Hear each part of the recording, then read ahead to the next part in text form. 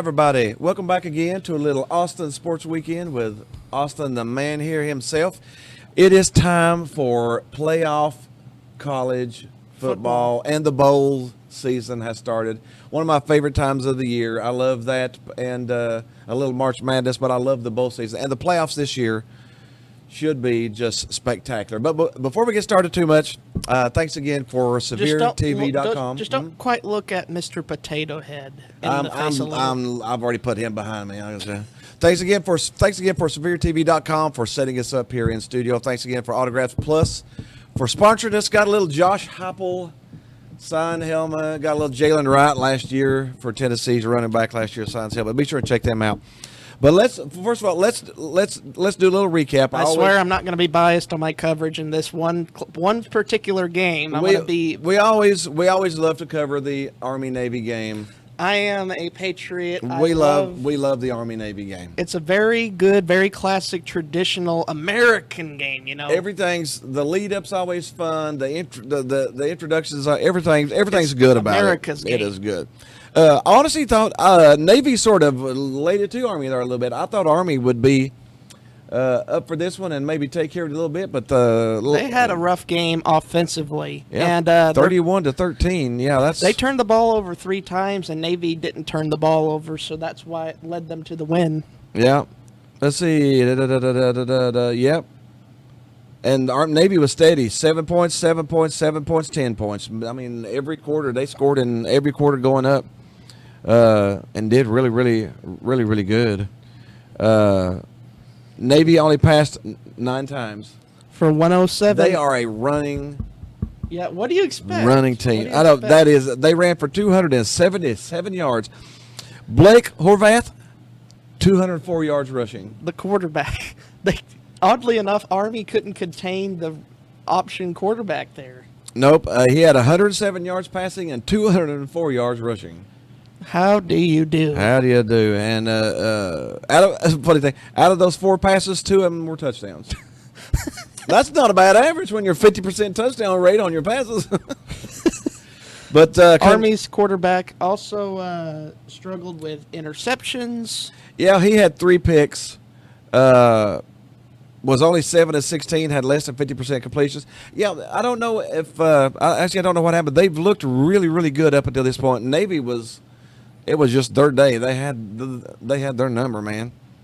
But congrats to Navy for a 9-3 season. A 9-3 season. And Army still has an American championship and an 11-2 record. Yeah, coming up against Tulane, is it that they're playing? I think. So yeah, they still have that to look forward to. Well, they already played Tulane and beat them. Remember? Oh yeah, they did, didn't they? Now we will focus. Let's focus on the college football playoffs. College football playoffs. We have a game coming up Friday. We have Indiana at Notre Dame. At Notre Dame, 11-1 Indiana at 11-1 Notre Dame. The line on this is 7. Notre Dame's favored by 7.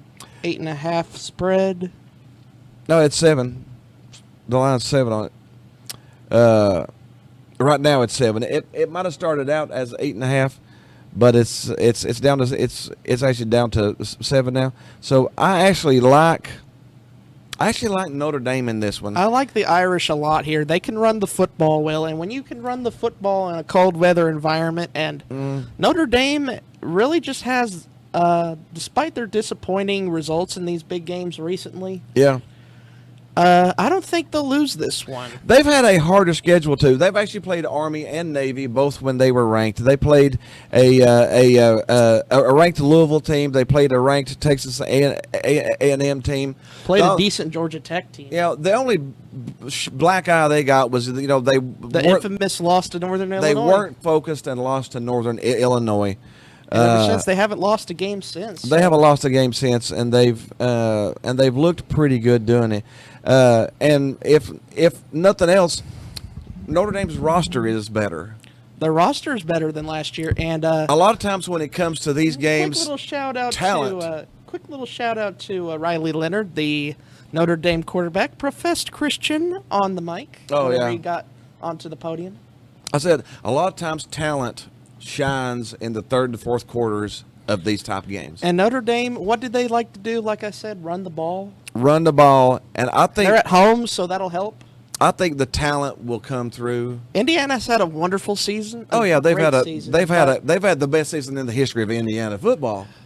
and Kurt Signetti's got his paycheck already. I think. And I think amazing job he did in year one. And I think next year they'll be fantastic too. They'll have a target on their back next year. It'll be a little bit tougher Can next Signetti year. and his boys do it next year? That's what I'm thinking. That's the question.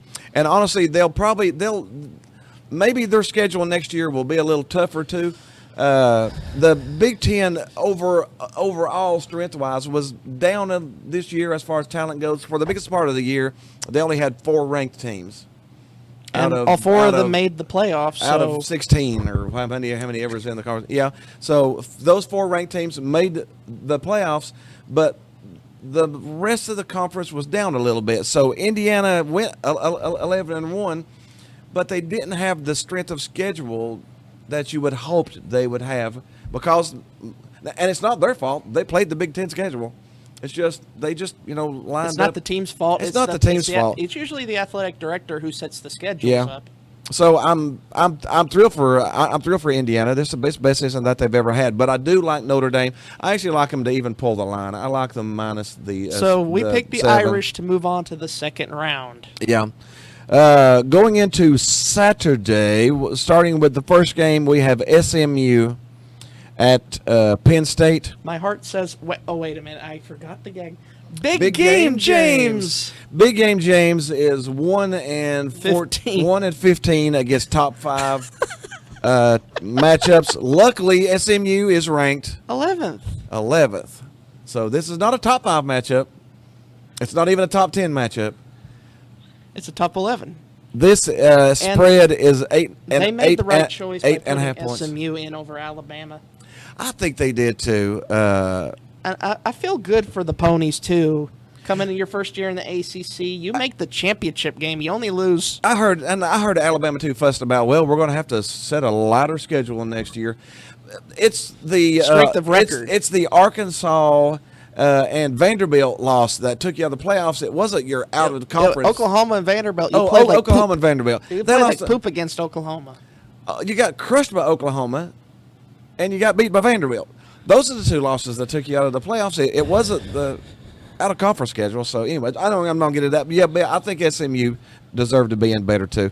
I feel good for them because last year they were in the American. This year they're in the ACC. Go to their championship game. Saying that though, after we said SMU deserves it, if Alabama was number 11 at Penn State, I would probably pick Alabama to win. Probably. So Alabama's the better team over SMU. In terms of talent, but in terms of on the field, SMU's been more consistent. Yeah. You can tell by the record and by their points per game average. Yeah. So I'm going to pick Penn State to win this. I'll pick Big Game James here. That sounds really interesting. That sounds weird. Now, something is telling me, though, out of these 4 games, this one might have a chance to. There's going to be an upset. Possibly this one? I don't know. This is our first playoff series, so I don't know exactly what's going to happen, to be honest. Some people have picked Indiana-ish as an upset trendy pick. Some people have picked Clemson as an upset trendy pick. I might lean. I'm going to go. I'm going to pick Penn State here. I'm going to actually pick them to pull the line too. Yeah, I'm going to pick the Nittany Lions. They should win this game. They should win it, and they should win it running away. Our second game is Clemson, Texas. Texas has home field. This is the biggest spread of the weekend. I don't agree with this spread. Texas is favored by 12. Me neither. This could be the upset. Clemson could go in there and sneak out the dub.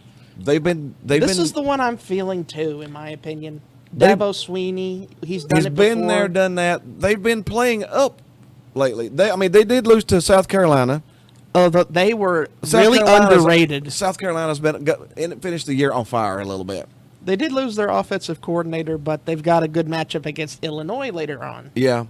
So I'm going to take Clemson plus 12 here. Texas should win it. But they haven't really beat many great, outstanding teams. The best team they played is Georgia twice, and they lost both times. Yeah, yeah. Their best win is what? Vanderbilt? Yeah, so this is really more of a, did you earn those 11 wins here? This is yeah, I don't know. But yeah, I'm still thinking Texas might win 4 or 5 points, but I'm not feeling 12. I'm definitely not feeling 12. And then the last game, the centerpiece, the best game of the weekend is Tennessee at Ohio State. Tennessee at Ohio State. This is a good matchup. This is two good teams going at it. Tennessee is a running game and defense. Ohio State is a passing game and defense. Both teams have great defenses. One coach is on a very hot seat, possibly. Yeah, that's sort of the wild card in this, that we don't know exactly how it's going to play. The last time Ohio State played a game, they lost To Michigan. for the 4th straight year. You know how you have a writer's block, and then you just try to write down something at the very end of a book? It was great all the way through. Yeah. And then you have that final part that you just can't, for some reason, get put down right. Yeah. That's Michigan. Whenever the movie ends hard, it was a great movie, but the ending of the movie just sucked. That's Ohio State's season for the past 4 years. Yeah. No, I mean, not in my book. I think they've had fantastic years. They've had really good years. But they've they have lost to had such Michigan high- 4 straight years. You have such As high an- expectations. As an Ohio State fan, the year sucked if you lose to Michigan.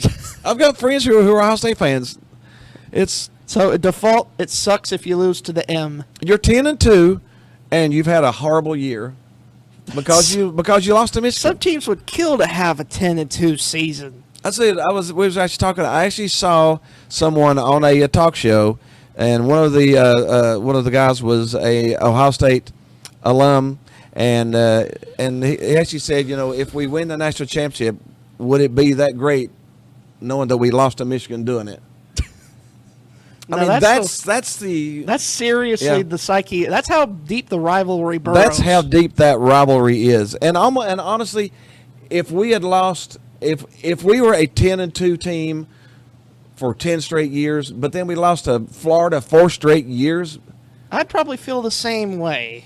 To be honest, I'd probably all of feel us the same. fans would probably go psycho the same way, whether it was Florida or Tennessee Alabama and Ohio or State have a few similarities in the way Yeah. that you've explained, but also in terms of fan base craziness. our fan bases are two of the most insane fan bases in the history of college football, which is fantastic. That's part of the pageantry. You don't get in the NFL. No. You get this passion. No, you don't get the passion like you got right now. Now let's talk about the on-field product. All right. Josh Heupel against Ryan Day. Mm-hmm. Both of them are going to be under a microscope. Oh yeah. The thing about this is Josh Heupel is on his way up like this. So I think if Tennessee loses this game, it's not going to be the end of the world for him. People are honestly looking like he is on his way up, and he hasn't peaked. Our team hasn't peaked. He has not peaked as a coach yet. On the other hand, Ryan Day is up on top right here, and people are wondering, is he going down the other side? Has he peaked at where he's at right now? And If he's done outside of Michigan, he's done an exceptional job outside of that. They've lost one game. That's one thing I'll go to bat for Ryan for, is that he's done everything else. He's fantastic. How many 10 wins? How many teams out there would die for a 10-win season? He hasn't had, outside of the COVID year, he's had a 10-11 win season every year. Yeah, and he's on the hot seat. That's how ridiculously high their standards are. Now, again, what did the AD say at Ohio State earlier this year? We're championship or bust. That's what this season was, championship or bust. Straight from the AD's mouth. This is a championship And or the fans or feel bust like year. they've We been have deceived. spent $21 million And the fans feel like they were bamboozled on the roster. because you lost to Michigan. The And- Oregon loss doesn't hurt that bad. Our goal is to beat Michigan. Lost. Yeah. Our goal is to win the Big Ten. They didn't even get there. Didn't even make it. Our third goal is to win the national. They're already 0 for 2 on the first 2 of the 3 things they wanted to do this year. So the pressure is on. Ohio State here. Now, the good thing about Ohio State, in the past, when they have lost a game that they should have won, they bounce back very well the next week. They normally win big the next week. Tennessee will not be as easy, not nearly as easy. No. Tennessee's had 3 weeks of rest. Ohio State's had 3 weeks of rest. So we're going to even playing field on the conditioning. We're going to get pretty healthy teams. The weather's going to be cold, but the kickoff's 27 degrees. Not terrible. There's probably just going to be a lot of running the football and less passes. There's no rain. There's a little bit of snow predicted the day before, maybe the morning of, but nothing big. So it's just going to be cold, crisp, good football. As a Tennessee fan, I think we got a good shot in this one. I do. I think we match up really well. Like I've said the last video, this is only the second time That Tennessee and Ohio State have played. And we're talking, both teams have played For a total 100 years. of hundreds of years And this is only the second time in the history of that their programs that we both met. that we've ever beat each other, which is odd. That is odd, ain't it? That we've. The only other time was that Citrus Bowl, the last video I explained. Yep. So I mean, I'm going to pick Tennessee. I'm going Tennessee by 3? I'm going Tennessee 23. Do you think the pressure gets to the Buckeyes on the field? I think all we have to do is hang around. If we can hang around, or the nightmare for Ohio State is if we would jump out 10, 14, 13, 17 to nothing. I think the fans turn on the team. The last time they played, the fans booed the team off the field. When you get booed off of your own field, that feels dejecting, doesn't it? That just drains you. And there hasn't been anything positive to happen since then. So there's not a positive thing to get you pumped back up again. You're going right back into this. So if they get down 10 to nothing, and then the next drive they go 3 and out, their fans could boo them off the field right then and right there. Yeah. So Tennessee is under less pressure. Let's just say way that they're less a little pressure. more. If Tennessee loses this, just as long as we don't lose 53-3, then I mean it's going to be fine. We know we had a fantastic year. We made the playoffs. We got 10 wins. That was the goal. That was the goal. We got a first-year starting quarterback in this year.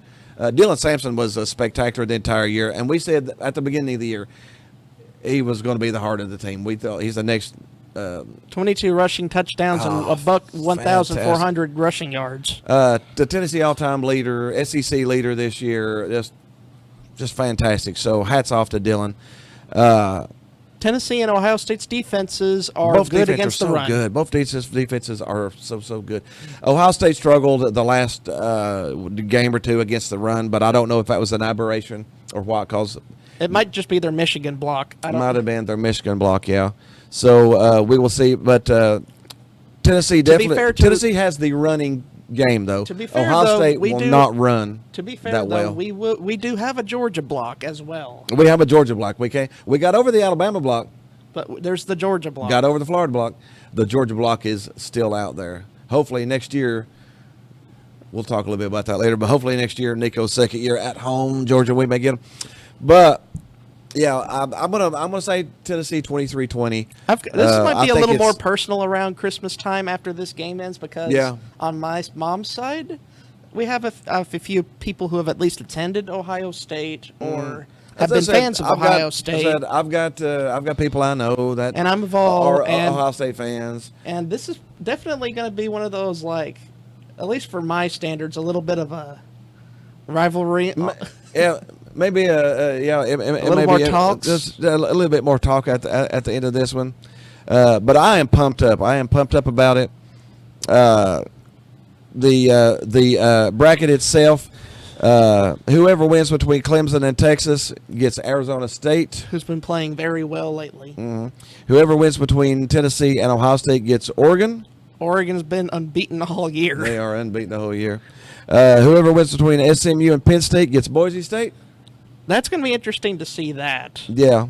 We're going to end up with a SMU Boise State in round 2. In the Fiesta Bowl. Wouldn't that just sound delicious? Whoever wins between Indiana and Notre Dame gets? Georgia. Will Carson Beck be healthy by then? I don't know. We'll have to just wait and see. But we will talk about those games. We will cover Those games next week. We will cover what happened, Most likely next week. and then next week we will talk about it. Do you have any highlights or anything to go over? Not off the top of my head. No, not off the top of my head either. College basketball is kicking in pretty And we are good right now. We've been following it in the behind the scenes here, but Yeah. I've been wanting to cover it more on this show. We will once college football is almost over. I think we should start the transition pretty soon. I think next week we're only going to be covering 4 games next week, so I think we can maybe dip into a little bit more. Here's your little teaspoon. Here's just a little bit of Tennessee basketball. The Vols are in the AP Top 15 for the 40th time in the last 43 rankings. Tennessee basketball is still number 1 in the country. This is the 4th straight year that Tennessee has ranked inside the top 5 during the season. So Tennessee's basketball, we've been going to some games, and they are fun. I love going to the games. Let's see here. There's any more little tidbits? I'm not sure if I got anything else. It looks like it's you're a little out there. Yeah, the Lady Vols are ranked number 18 now, which is And Kim Caldwell's spectacular. gone off to a decent start in her first year. Mm-hmm. Jordan Gainey, which last year struggled a little bit. You called him your personal whipping boy. He had problems last year.